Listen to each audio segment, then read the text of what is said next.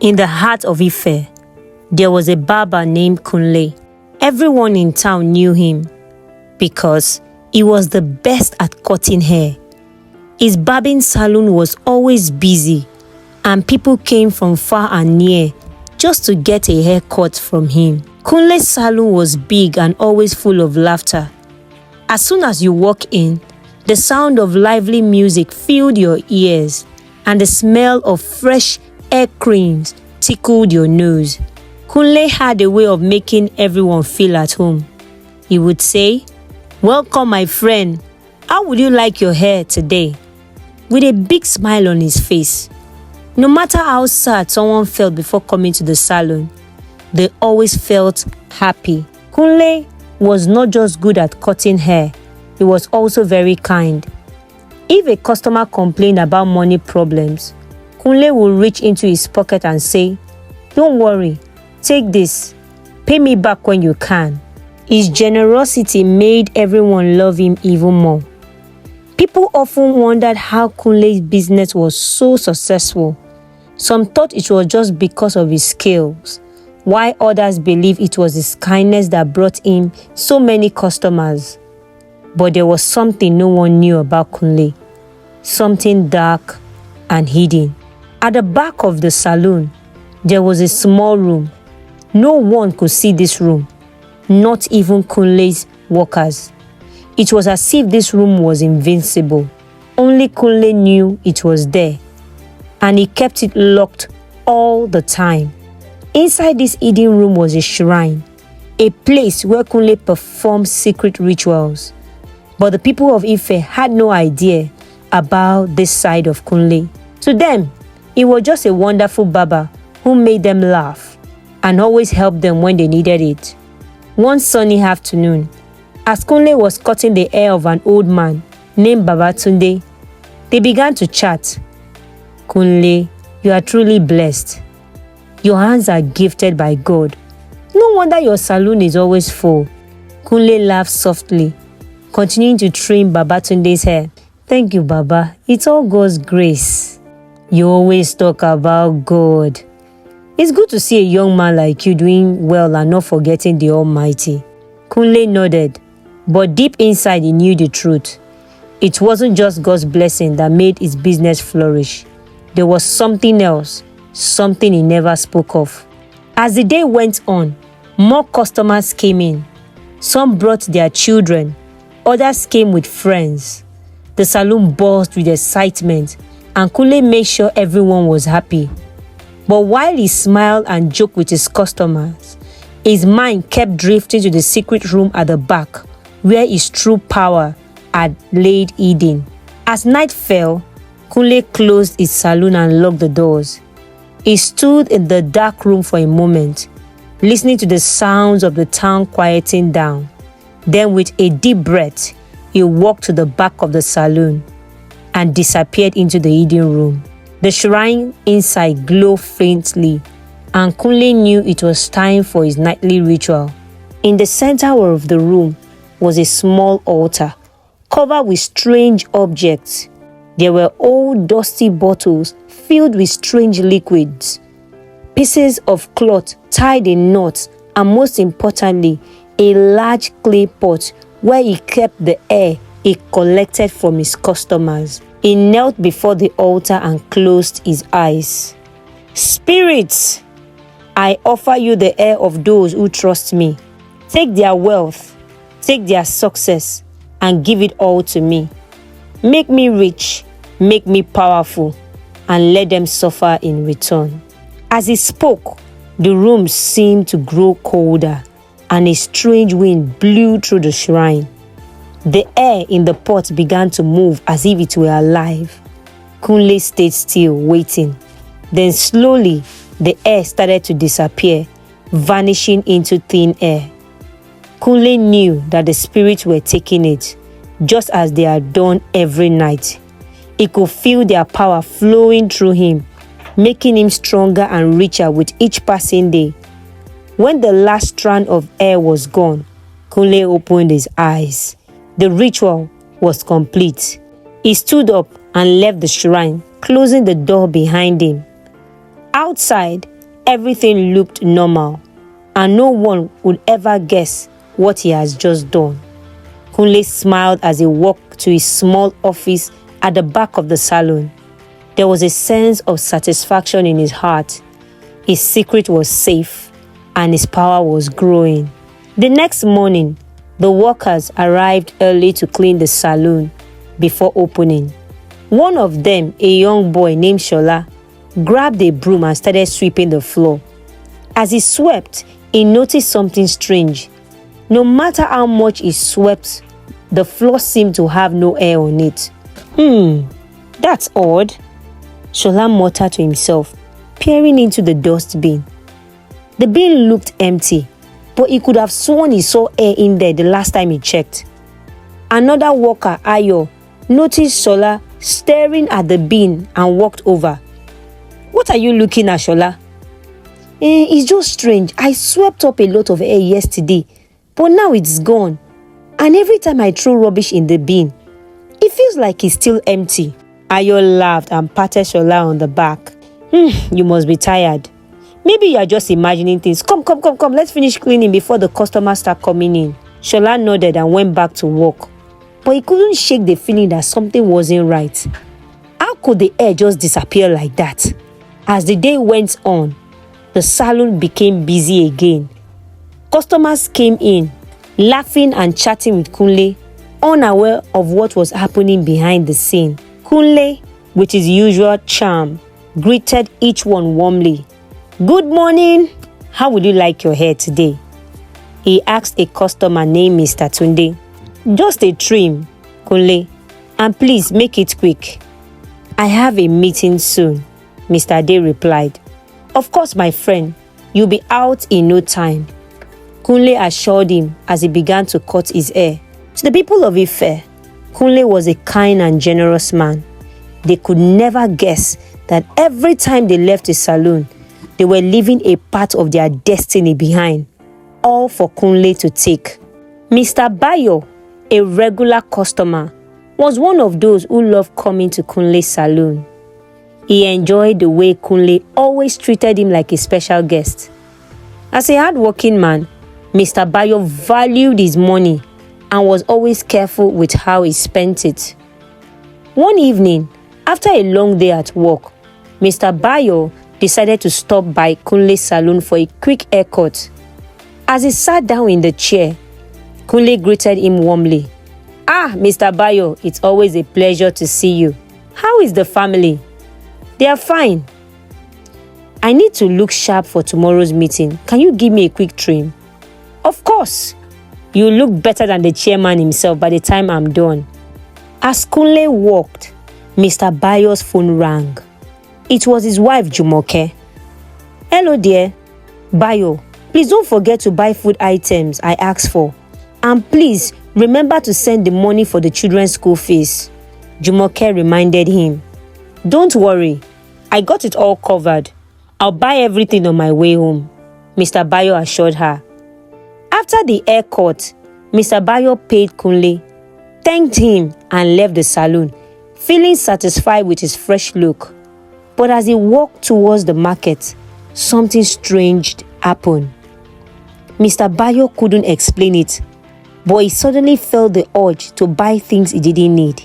He bought new clothes, shoes, and even some gadgets, spending all the money he had with him. By the time he got home, Mr. Bayo realized he hadn't bought any of the food items or sent the money for the children's school fees. His heart sank as he tried to remember why he had spent all his money on useless things. That night, Jumoke was furious. "Bayo, how could you be so careless? What will the children eat tomorrow? What about their school fees?" Bayo tried to explain, but the words couldn't come. He didn't know how to tell her that he couldn't remember spending the money. "I'm sorry, Jumoke. I don't know what happened. I had the money, but useless man."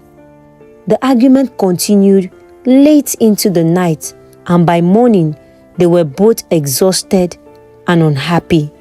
As the day passed, things didn't get better for Mr. Bayo. Every time he visited Kunle's salon, something bad happened afterward.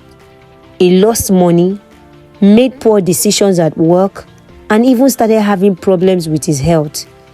It was as if a dark cloud had settled over his life, and no matter how hard he tried, he couldn't shake it off. One day, as Mr. Bayo sat alone in his living room, he began to think deeply about his situation. He remembered how happy and successful he had been before, but now everything seemed to be falling apart. What has changed? He wondered aloud.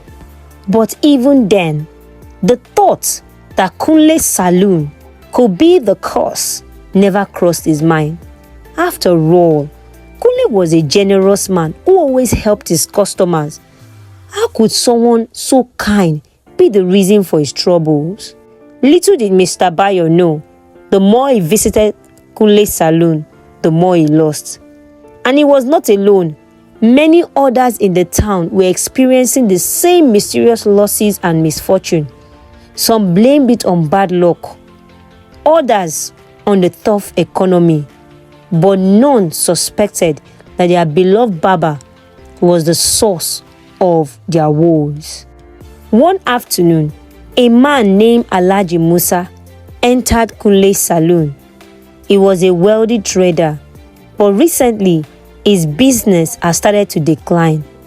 He was worried and had heard that Kunle was not just a good barber, but also a man with a heart of gold. Kunle, I need your help. Alhaji, you know I'm always here for you. What seems to be the problem? My business is not going well. I don't know what's happening, but I've been losing money and my customers are no longer coming as they used to. Alhaji Musa explained. Kunle nodded sympathetically as he began to trim Alhaji Musa's hair. It's a tough time for many of us, Alhaji, but don't worry. Things will get better. Here, let me give you something to help. After the haircut, Kunle handed Alhaji Musa a small amount of money. Take this. It's not much, but it might help you get through this difficult period. Thank you, Kunle. You're a good man. May God bless you. As Alhaji Musa left the salon, he felt a glimmer of hope. But what he didn't realize was that the money Kunle had given him was cost. Instead of helping, it will only bring more misfortune. Like many others, Alhaji Musa was drawn deeper into Kunle's web, unaware that the barber was the very source of his troubles. One day, a young man named Femi came to Kunle's salon for a haircut. Femi was excited because he had an important job interview coming up at an oil and gas firm, and he wanted to look his best. Femi, you're looking sharp today. What's the occasion? Kunle asked as Femi sat down. I have an interview tomorrow, Kunle. If I get this job, it will change my life. Femi replied with a big smile. Don't worry, Femi. You'll get the job. I'm sure of it. Femi left the salon feeling confident. But the next day, things didn't go as planned. During the interview, Femi found himself forgetting everything he had prepared. His mind went blank, and he couldn't even remember basic information. The interview panel was disappointed, and Femi knew he had blown his chance. As he left the building, Femi felt a deep sense of failure. What had gone wrong? He had been so well prepared, but when it mattered most, he couldn't remember anything. Femi's trouble didn't end there. Over the next few weeks, he experienced a string of bad luck. His relationship with his friends started to break down, and he found himself losing opportunities that had once seemed certain. It was as if a dark shadow had fallen over his life. But unlike others, Femi began to suspect that something was wrong. He couldn't explain it, but he had a feeling that his misfortunes were connected to his visit to Kunle's salon. He decided to seek advice from someone who might have answers. One weekend, Femi and his friend Tolu decided to visit Tolu's family in Ibadan. It was meant to be a relaxing trip, a chance to get away from the stress of daily life. But the visit would turn out to be anything but relaxing. When they arrived at Tolu's house, Tolu's father greeted them at the door. He was an elderly man, known for his wisdom and strong spiritual beliefs. As soon as he saw Femi, his expression changed. "Tolu, who is this young man you have brought to my house?" "Papa, this is my friend Femi. This is my father. We have been friends for years." Tolu's father shook his head. "Femi, I don't want to see you in this house. You are under a spell, and anyone who associates with you will share your fate. Leave now and never come back." Femi was shocked and hurt by the old man's words. He couldn't understand why he was being treated this way, but he respected Tolu's father and left without argument. As he walked away, Femi couldn't stop thinking about what Tolu's father had said. Could it be true? Was he really under a spell? And if so, who had cast it? The only person who came to mind was Kunle. Disturbed by the encounter with Tolu's father, Femi decided to attend a midweek service at his local church. He hadn't been very active in church for a while, but he felt a strong urge to go that evening. During the service, the pastor led the congregation in a powerful prayer. "Pray that anyone who has emptied you spiritually will be exposed and defeated by the power of God," the pastor instructed. Femi prayed with all his heart, feeling a sense of urgency he hadn't felt in a long time. As he prayed, he felt a weight lift off his shoulders, and for the first time in weeks, he felt a glimmer of hope. That night, Femi had a strange dream. In the dream, he was walking through a dense forest.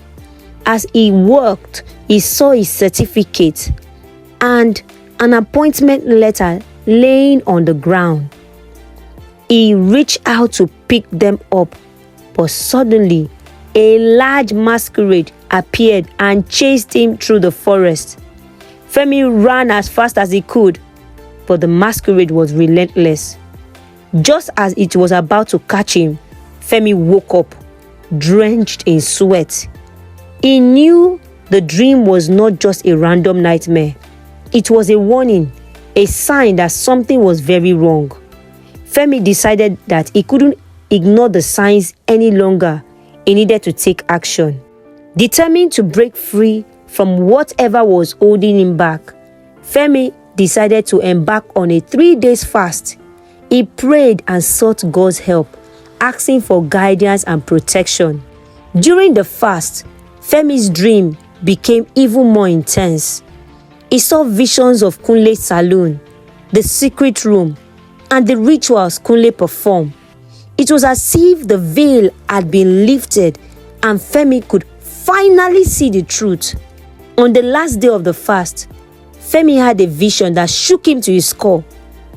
He saw Kunle standing before a dark altar, holding strands of hair from his customers.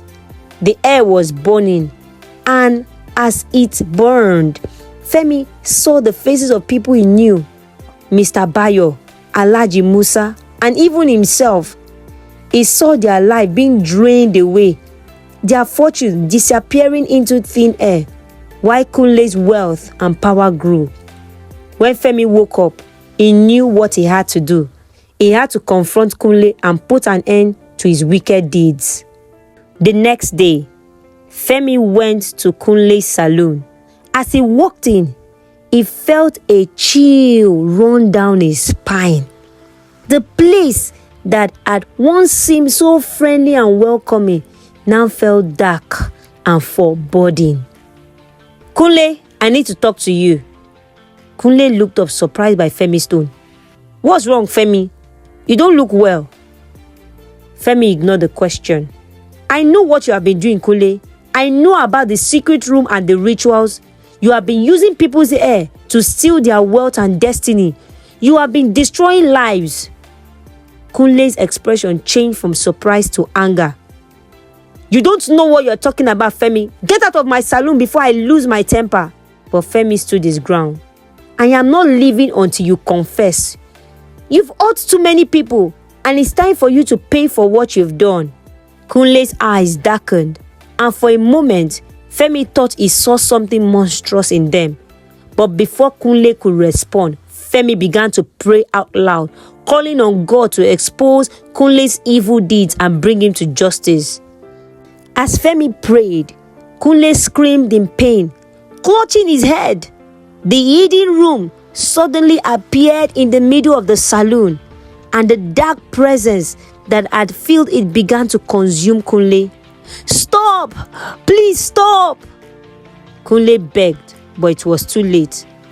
The power he had summoned for so long was now turning against him. With one final scream, Kunle collapsed to the floor. The room disappeared, and the saloon returned to its normal state. But Kunle was gone. The news of Kunle's disappearance spread quickly through Ife. Some said he had run away, others believed he had died, but only Femi knew the truth. After Kunle's death, many people in the town began to recover from their misfortunes. Mr. Bayo's business began to pick up again, and Alhaji Musa's customers returned. It was as if a heavy weight had been lifted from the town. Femi, feeling a sense of responsibility, began to share his story with the church. During a Sunday service, he stood before the congregation and confessed everything that had happened. I was a victim of Kunle's evil deeds, but through prayer and faith, I was able to overcome. I stand before you today as a testimony to the power of God. No matter how dark the situation, there is always hope. The congregation listened in awe as Femi recounted his journey. Many were moved to tears, and by the end of service, the church was filled with a renewed sense of faith and hope. Life in Ife slowly returned to normal, but the memory of Kunle and his evil deeds remained. People in the town became more cautious, especially when it came to whom they trusted. Femi's experience had taught him a valuable lesson about the dangers of appearances. He realized that not everyone who seemed kind and generous had good intention. It's important to be discerning and seek God's guidance in all things. As for Femi, his life began to improve. He found a good job, made new friends, and even started a family. He never forgot what he had been through, but he knew that it made him stronger and wiser. If you love this story, please don't forget to like and subscribe and click the next video popping up on your screen. I'll see you in the next one.